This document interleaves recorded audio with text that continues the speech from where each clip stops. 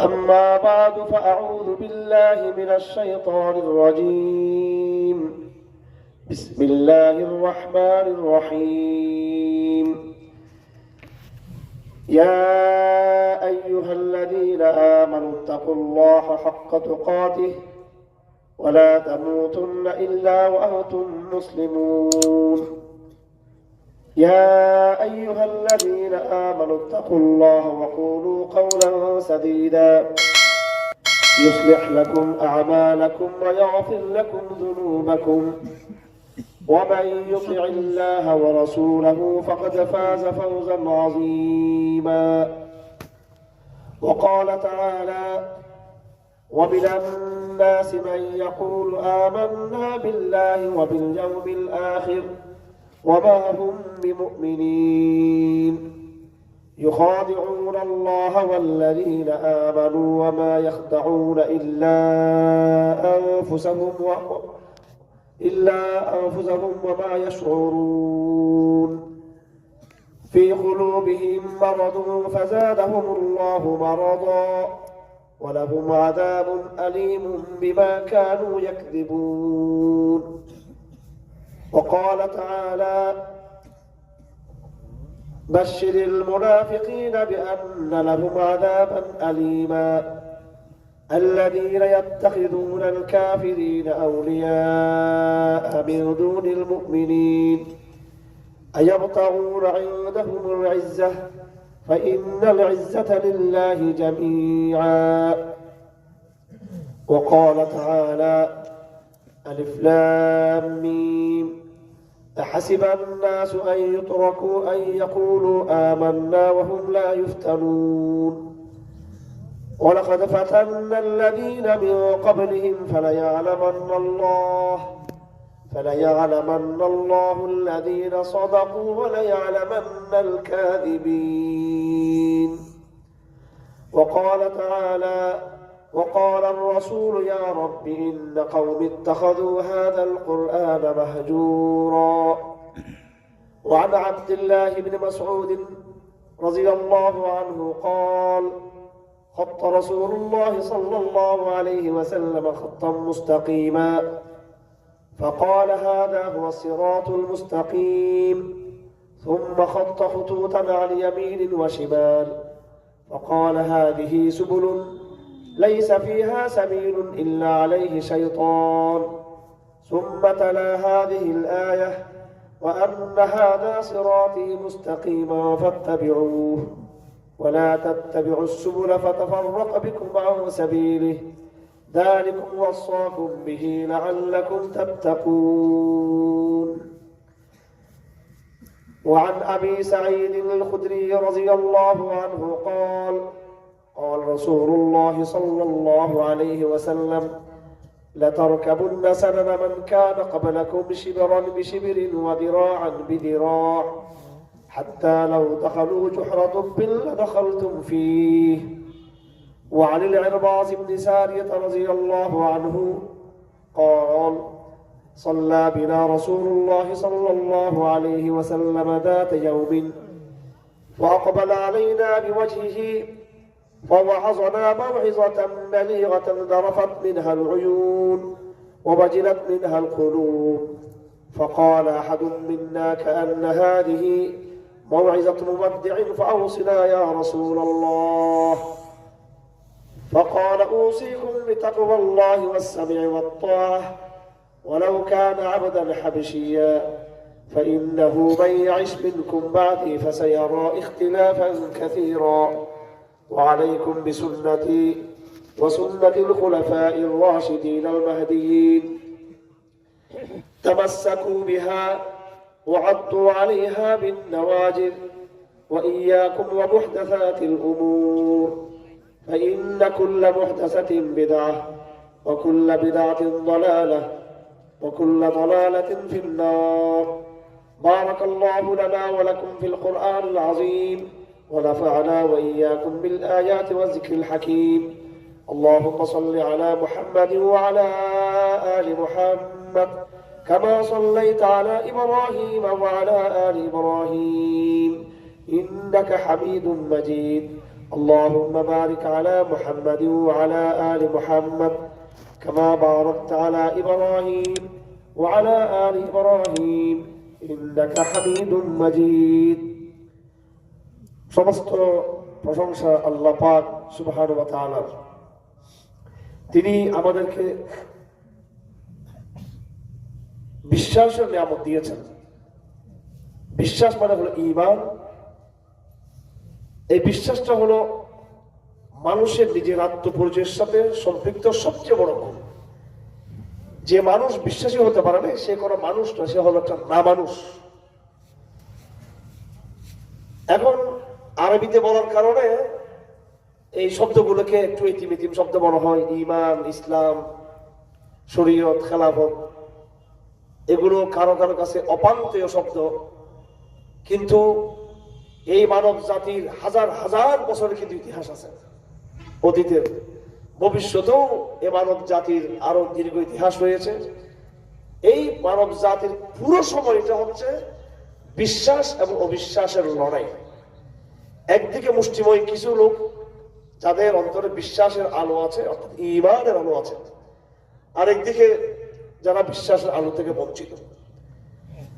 আমাদের আজকের মাহফিল এর সূচনা আল্লাহর প্রশংসা দিয়ে যিনি আমাদেরকে এই নিয়ামত দিয়েছেন, বিশ্বাসকে অন্তর্ভুক্ত করেছেন, আলহামদুলিল্লাহ, ঈমানের নিয়ামত দিয়েছেন।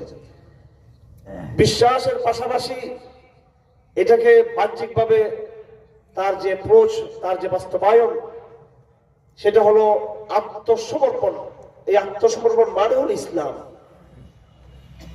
মানুষ মানে মানবতাবাদী নয়।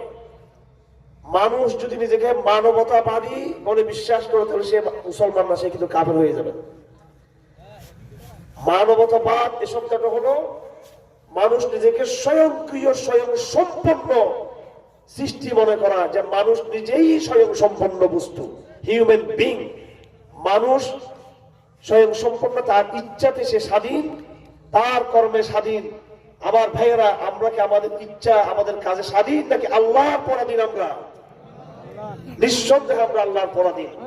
কারণ মানুষ কোনোদিন নিজের ভালো মন্দ, নিজের মঙ্গল অমঙ্গল কোনোদিন মানুষ সঠিকভাবে নির্ণয় করতে পারে না।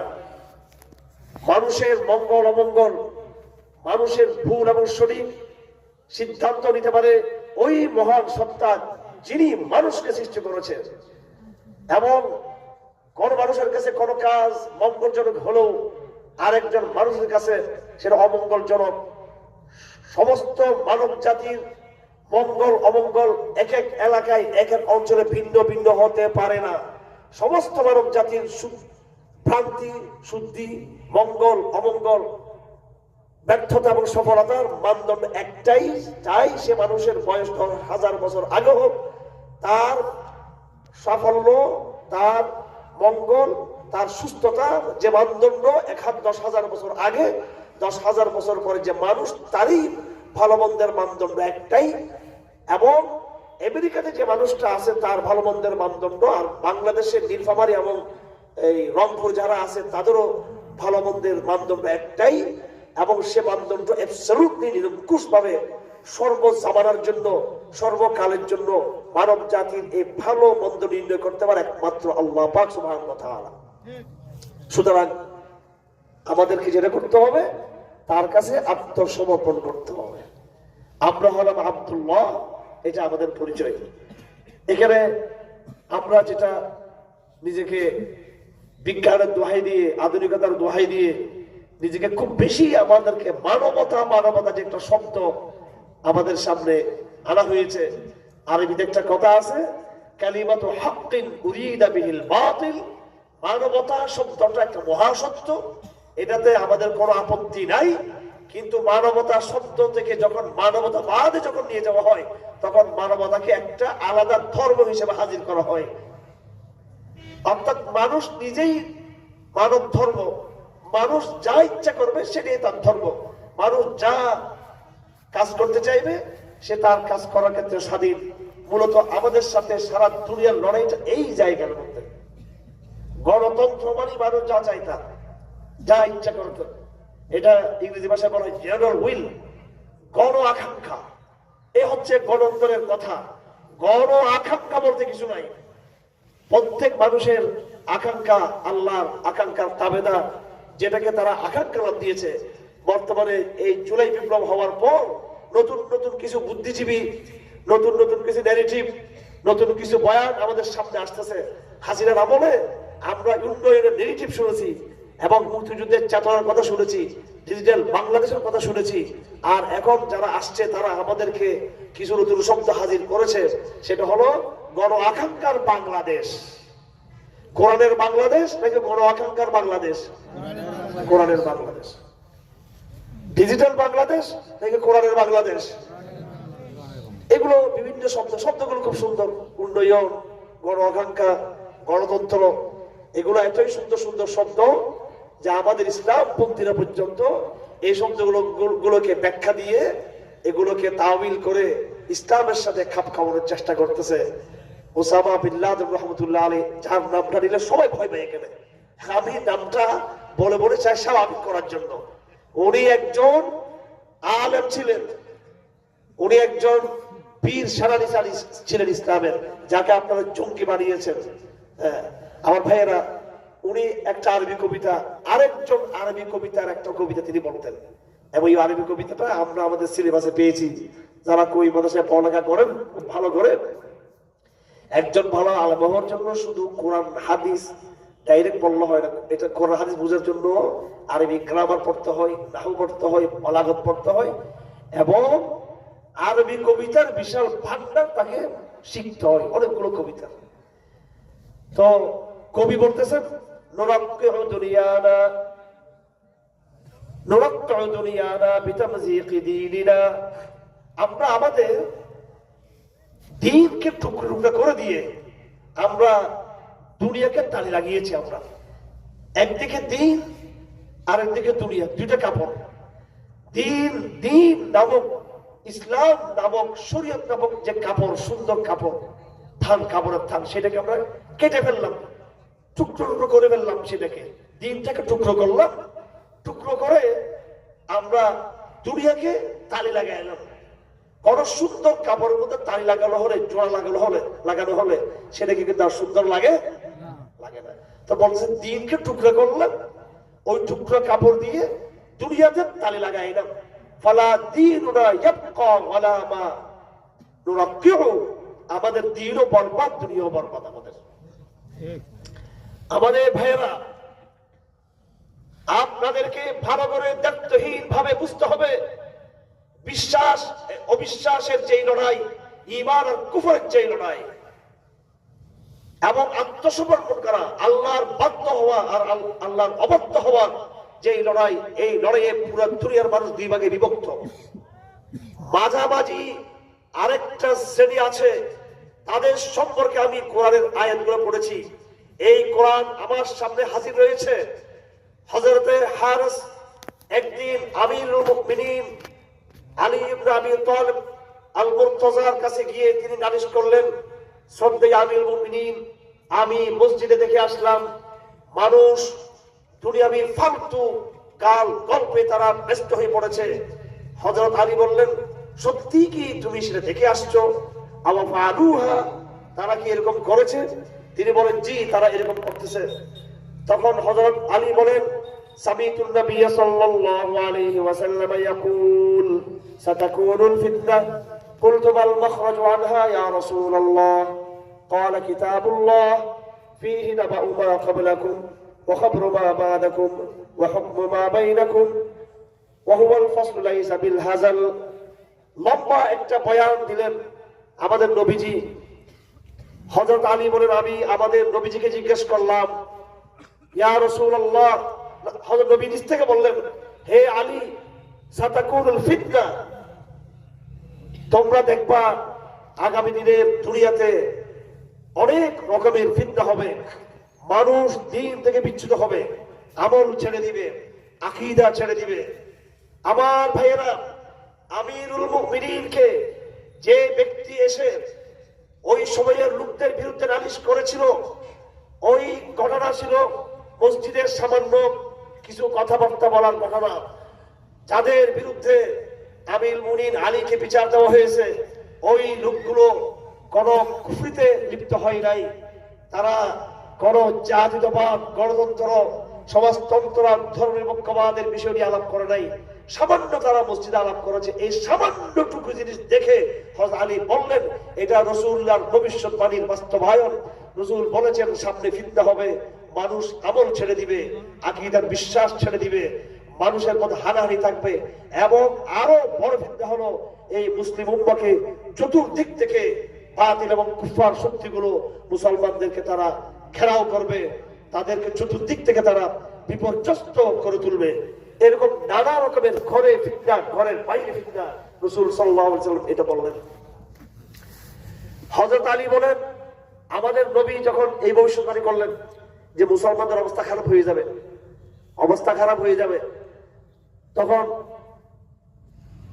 আমি জিজ্ঞেস করলাম, ইয়া রাসূলুল্লাহ মাল মাখরাজু আনহা, আমাকে বিষয় বস্তু দেওয়া হয়েছে, এই দিন কায়েমের সঠিক পদ্ধতি নাকি একটা যদি বললো, এই টাইপের কি জানি, যাই হোক, দিন কায়েমের সঠিক পথ, এটাতে যাওয়ার আগে আমাদের নিজেদের হালতটা যাচাই করতে হবে। কারণ দুর্বল প্রজন্ম দিয়ে দিন কায়েমের সঠিক পদ্ধতির কথা আলোচনা করে লাভ নাই। আমি বলবো দিন কায়েমের সঠিক পথ দাওয়াত, কিন্তু আপনারা তো ফজর নামাজে ঘুমিয়ে থাকবেন, আপনারা বলবেন, এবং মূলধারা ওলামায়ে কেরাম বলতে চাই, এই যে মানুষ গণহার নামাজ ছেড়ে দিয়েছে, এটা হচ্ছে তাদের আমলের বিচ্যুতি। আমার আপত্তি হলো, একজন, দুইজন, পাঁচজন, ছয়জন, শতকরা যদি 4-5 জন লোক নামাজ না পড়ে, বা ধরলাম 8-10 জন লোক নামাজ না পড়ে, বা ধরলাম 15-20 জন লোক শতকরা নামাজ না পড়লে, এটা হচ্ছে আমলের বিচ্যুতি। যখন শতকরা 90% লোক বাঙালি মুসলমান নামাজ ত্যাগ করে, এটা আমলের বিচ্যুতি নয়, এটা ঈমানের বিচ্যুতি।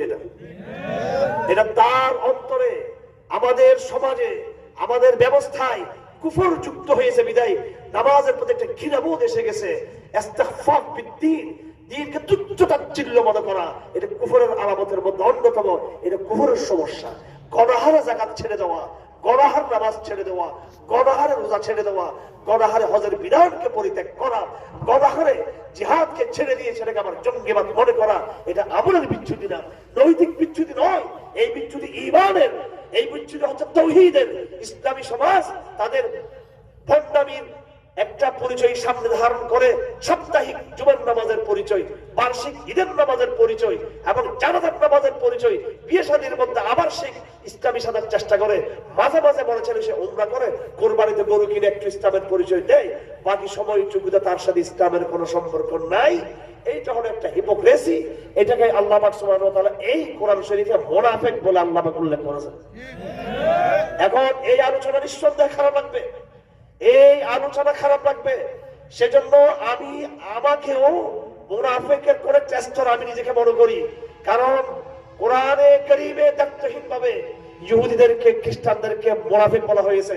কারণ তারা তাওরাত মানে, ইনজিল মানে, সেই যেই তাওরাত ইনজিলে আমাদের নবীজির কথা আছে, ইসলামের কথা আছে, তবে তাহারা আল্লাহর নাজিল করা বিধান কিছু মানে, কিছু মানে না। তারা হযরত নবী মুসাকে মানে, হারুনকে, দাউদকে মানে, সুলাইমানকে মানে, ইব্রাহিমকে মানে, ইসমাইল, ইসহাককে মানে, কিন্তু শেষ নবীকে তারা মানে না। অর্ধেক মানা আর অর্ধেক না মানা। এই জন্য আল্লাহ পাক আহলে কিতাবদেরকে, ইহুদি খ্রিস্টানদেরকে আল্লাহ পাক মুনাফিক বলেছেন। 2 নম্বরে কোরআনে কারীমে মুনাফিক বলা হয়েছে। মদিনাতে আসার পরে নতুন একটা শ্রেণীর উদ্ভব হলো। এই শ্রেণী ছিল মূলত মুশরিক। এরা বনী ইসরাইলের লোক ছিল না, এরা খ্রিস্টান ছিল না, এরা আবার মুহাজিরদের মতো পাক্কা ঈমানদার ছিল না, আনসারীদের মতো এরা পাক্কা ঈমানদার ছিল না, এরা মুশরিক। কিন্তু তারা তাদের নেতৃত্বকে ধরে রাখার জন্য জাস্ট একটা সৌজন্যতার খাতিরে তারা রাসূলের সাথে আপোষ করেছে। তারা উপর দিয়ে ইসলাম জাহির করলো, মানুষের সামনে তাদের একটা সামাজিক পরিচয় বহাল রাখার জন্য। এত ভয়াবহ ব্যাপার ছিল। এই মুশরিক মুনাফিক গুলো রাসূলুল্লাহর সাথে এত বেশি সম্পর্ক ছিল যে কখনো কখনো রাসূলুল্লাহ মুনাফিকদের কথা শুনে সাহাবায়ে কিরামদেরকেও ভুল বুঝেছিলেন। কোন এক যুদ্ধের মধ্যে যায়েদ ইবনে আরকাম সাহাবী, তিনি ছোট সাহাবী ছিলেন। একবার আনসারী আর মুহাজিরদের মধ্যে একটু ঝগড়া হয়ে গেল হালকা। তো মুহাজিরদের কথা বললো, আনসারীদের কথা বললো। এই কথা শুনে মুনাফিকদের সরদার আব্দুল্লাহ ইবনে উবাই ইবনে সুলুল সে আনসারীদের পক্ষে নিয়ে সে তাদের মুসলমানদের মধ্যে ফাটল তাড়ানোর জন্য বলল, আমরা মদিনাতে গিয়ে আমরা এই সমস্ত মিসকিন মুহাজিরদেরকে বের করে দিব, আমরাই মদিনার লোক, আমরাই থাকবো। এটা বলে মুহাজিরদের বিরুদ্ধে সাহাবাদের উস্কানি দিয়ে তাদের মধ্যে একটা বিভেদ তৈরি করার চেষ্টা করলো। এই কথাটা শুনে ফেলছেন আস্তে করে ছোট্ট সাহাবী বয়সে যায়েদ ইবনে আরকাম। তিনি সরাসরি তার আত্মীয়কে বললেন, তারপরে তিনি তার আত্মীয় বললেন তুমি রসুলকে গিয়ে বলে দাও। তিনি ছোট বাচ্চা রসুলকে গিয়ে বলে দেন, ইয়া রাসূলুল্লাহ, এই মুনাফিকরা কিন্তু এখানে বসে আপনার বিরুদ্ধে বিশুদ্ধার করতেছে, মদিনার বিরুদ্ধে মুহাজিরদের বিরুদ্ধে উস্কানি মারতেছে, আর আপনার সামনে তারা মুজাহিদ হয়ে হাজির হয়েছে, আপনার সামনে তারা ইমানদার হয়ে হাজির হয়েছে। রাসূলুল্লাহ মনে কষ্ট পেলেন এবং তাদেরকে ডাকলেন। ডাকার পরে মুনাফিকরা একবার পাক্কা মুসলমান হয়ে ওই যায়েদ বিন আরকামকে তার মিথ্যাবাদী সাজিয়ে দিল। রাসূল নিজেও মনে করলেন কি এত বড় একজন ভদ্রলোক আব্দুল্লাহ ইবনে উবাই ইবনে সুলুল, একটা কবিলার সর্দার, সব সাহাবায়ে কেরাম তার পক্ষ হয়ে গেল। তুমি কি করলে? এটা কবিলার সর্দার, উনি ভদ্র মানুষ। আচ্ছা ঠিক আছে। আর কিছু সাহাবায়ে কেরাম বলতেছিল আমাদের মতো, এরা বলতেছে হ্যাঁ আমরা তো জানি সে দুষ্ট মানুষ, সে খারাপ মানুষ, কিন্তু তারপরও যেহেতু সে ভদ্রলোক, সামাজিক একজন সভ্য মানুষ, কেন তার নামে বিচার দিয়ে তুমি গন্ডগোল লাগাই দিলা? তুমি বিচার দিয়ে একটা ভুল কাজ করছো। কেউ করছে সমস্যা কি? এটা গোপন রাখো, এটা ধামা চাপা দাও, কৌশল করো, কৌশল। আপনারা এই জমানায় কৌশল শব্দটা খুব বেশি শুনেন, ঠিক না? কৌশল।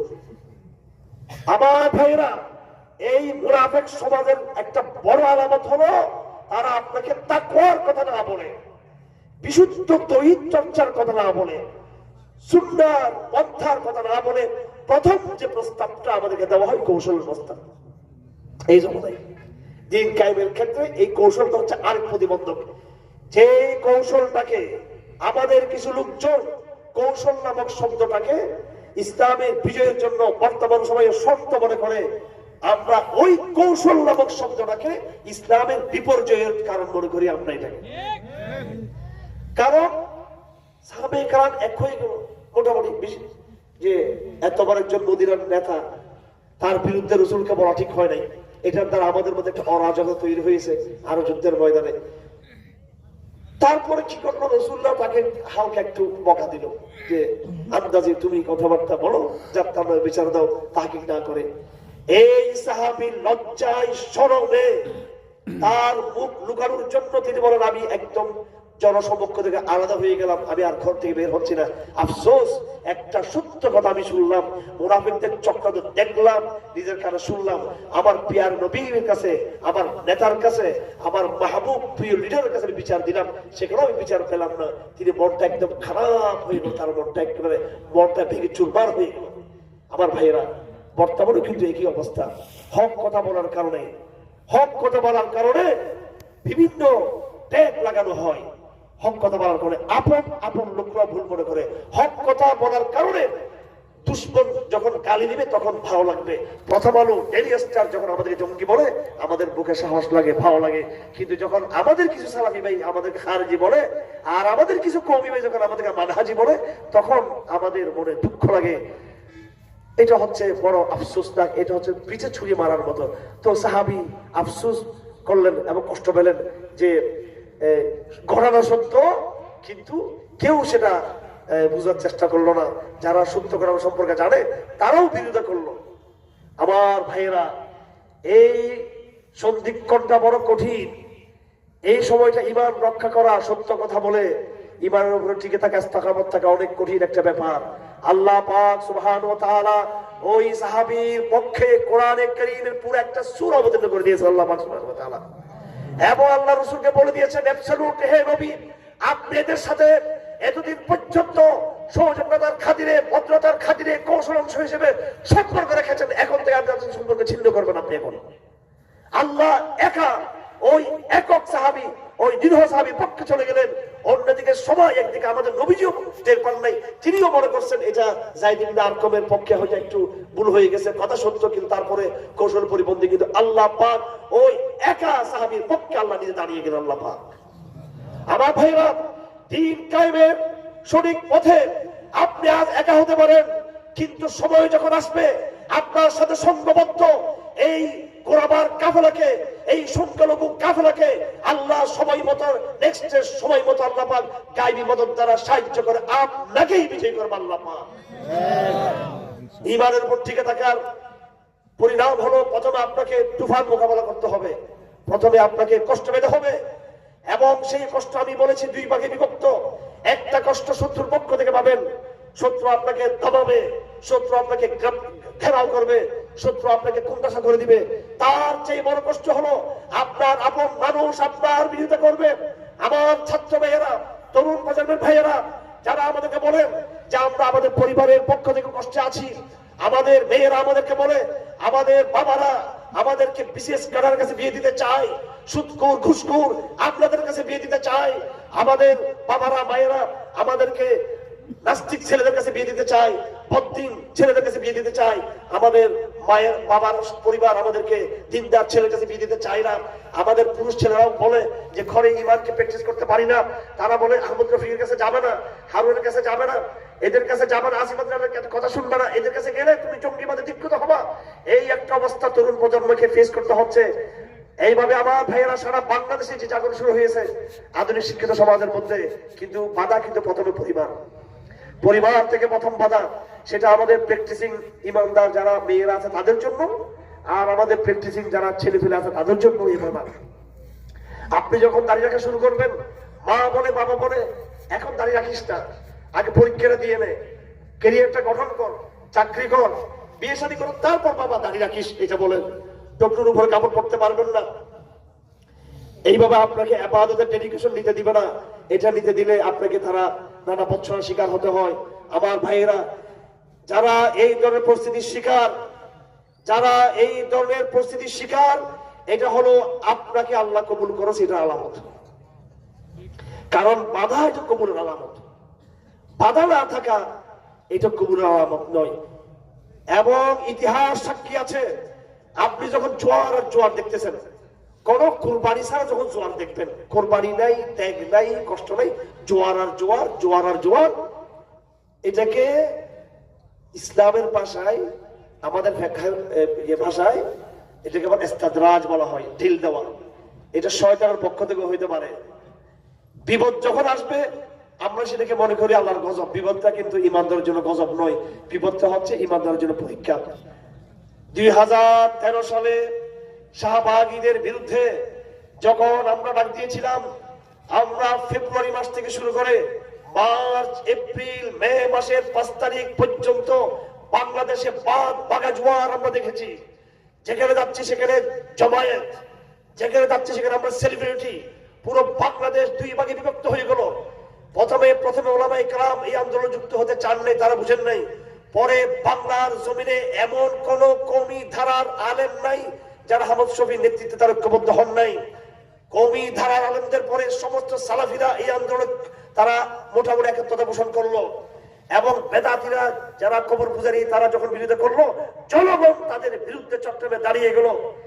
তার মানে এই আন্দোলনে বিএনপি যুক্ত হলো, জামাত শিবির যুক্ত হলো, এমনকি সে সময়ে যারা আওয়ামী লীগ তারাও তাদের পরিচয় গোপন রেখে তারাও এই আন্দোলনে যুক্ত হওয়ার চেষ্টা করলো। বাংলাদেশের রাজনীতিটা কোনটাস হয়ে গেল। এবং যারা আমরা আন্দোলনের নেতৃত্বে তরুণরা ছিলাম, আমরা বাংলাদেশের স্বাধীনতার পরে এমনকি পাকিস্তান আমল থেকে এই পর্যন্ত ইসলামের পক্ষে এত বড় জোয়ার আমরা দেখি নাই। এবং সেই লড়াই অবশ্যই হেফাজত ইসলাম না, এই লড়াইটা ছিল বাংলাদেশের আবহাওয়ার তৌহিদি জনতার সংগ্রাম, নাস্তিকবাদ বিরোধী। কারণ তারা বিয়াদবি করতে করতে চূড়ান্ত পর্যায়ে চলে গিয়েছিল। বিয়াদবি করতে করতে তারা আল্লাহ রসুলের নামে তারা কটূক্তি করতে লাগলো। সেই বাগবাগা জোয়ারের সময় উত্তাল তরঙ্গের মাঝে আমরা নতুন এক বাংলাদেশের স্বপ্ন দেখলাম। আমরা কল্পনাও করি না কোনো এক সময় আমরা মেসাকারের শিকার হতে পারি। আমার পাশে একদিন জামাত ইসলামের একজন নেতা ছিল, আমি তাকে বললাম যে আপনাদের উপর কত বিপদ, কিন্তু আমাদের গায়ে হাত দিতে পারবে না।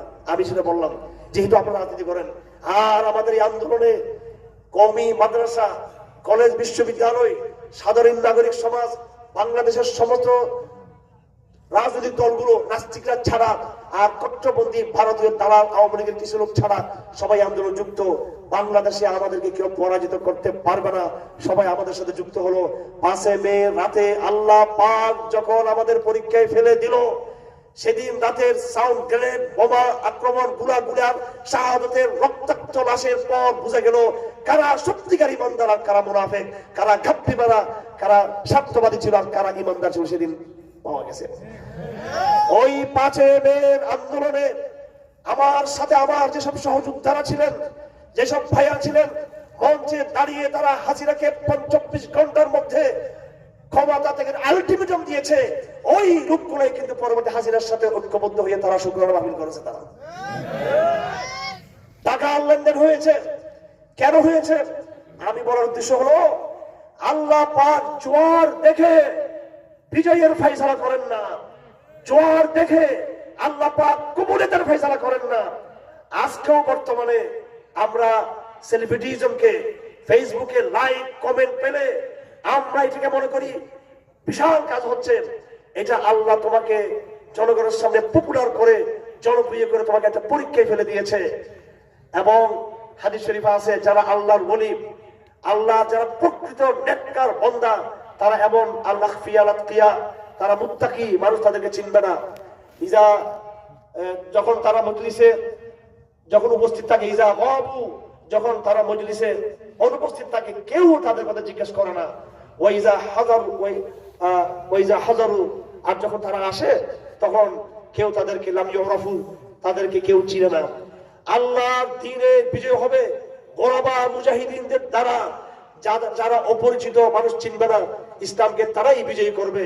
সেজন্য বাহ্যিক সাফল্য, বাহ্যিক পপুলারিটি, বাহ্যিক সেলিব্রিটি, বাহ্যিক জনপ্রিয়তা এবং জনতার স্রোত, এটা কিন্তু সৌভাগ্যের আলামত নয়।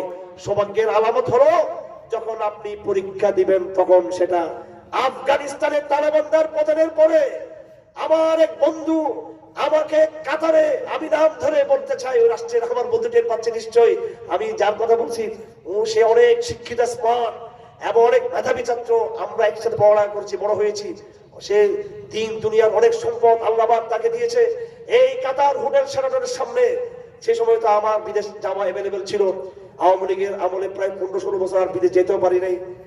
এই হোটেল শেরাটনের সামনে সমুদ্রের পাড়ে গল্প করতে হতে সে আমাকে বোঝানোর চেষ্টা করতেছিল, তালেবানরা খেত ব্যাকডেটেড ব্যাককল আস্থা কতগুলো ডানিশ, এরা তো শেষ করে দিল, পতন হয়ে গেল। এবং সে বলতেছিল যে সুদানের প্রেসিডেন্ট উমর হাসান বশির, সে হচ্ছে মেধাবী, তালেবানরা তাদের মধ্যে মেধাবী হতে পারলো না। সেই সময় পার হলো প্রায় 18-20-22 বছর হয়ে গেল। সেই একই হোটেল শেরাটন আমার বারবার মনে পড়ে। সেই কাতার হোটেল শেরাটনে আমেরিকা তালেবানদের সাথে বসে নাকে খতে মুস্তাকা দিয়ে আফগানিস্তানকে তালেবানদের হাতে উঠিয়ে দিয়ে কুকুরের মতো বেহায়া লজ্জিত হয়ে ওখানে লেজ করে তারা পালিয়ে গেছে আফগানিস্তান থেকে। আমার অবাক লাগে, আমার শেষ বন্ধু এই হোটেল শেরাটন, আমি যখন কাতার যখন আমি ভ্রমণ করতে গিয়েছিলাম, আমার বাবার খুব মানে সম্পর্কের একটা দেশ, এই শেরাটনের এবার এসে আমাকে বলতে লাগলো তালেবানরা মূর্খ, তালেবানরা এরকম। আর সেই হোটেল শেরাটনে 2 দশকের মাথায় আল্লাহ আমাকে এমন এক বিজয় দেখিয়ে দিল। সুতরাং আমার বন্ধুরা আছেন যারা আমার আত্মীয় স্বজন, আপনাদেরকে বলতে চাই, কারা আমাদের সাথে আছে এটা আমরা দেখি না। প্যান্ডেলের তলে কি পরিমাণ লোক জমায়েত হয়েছে সেটা আমরা দেখি না। প্যান্ডেলের উপরে যিনি আছেন তিনি আমার কথাগুলোকে তার পছন্দ হচ্ছে কিনা, এটা হচ্ছে আমার দেখার বিষয়। স্রোত আমার দিকে কিনা সে দেখার বিষয় নয়, আমার আল্লাহর নজর আমার দিকে কিনা